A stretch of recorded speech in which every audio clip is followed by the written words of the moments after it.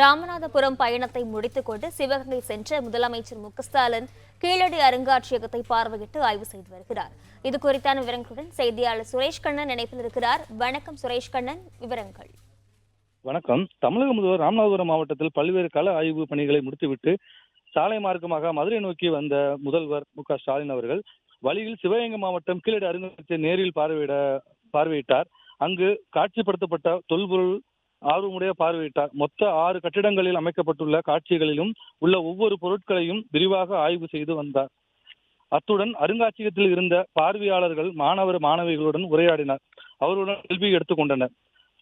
கீழடி அருகே அகழாய்வு நடைபெறும் இடங்களில் திறந்தவெளி அருங்காட்சியகத்தை உருவாக்க பணி 17 கோடியே 10 லட்சம் ரூபாய் மதிப்பில் 916 சதுர மீட்டர் பரப்பளவில் கடந்த 6 மாதங்களாக நடைபெற்று வருகிறது. அந்த பணிகளில் முதல்வர் ஸ்டாலின் தற்போது நேரில் ஆய்வு செய்து வருகிறார். பிளே ஸ்டோர் மற்றும் ஆப் ஸ்டோரில் இருந்து பாலிமர் செயலியை QR கோடு மூலம் பதிவிறக்கம் செய்யுங்கள். செய்திகளை உடனுக்குடன் பெறுங்கள்.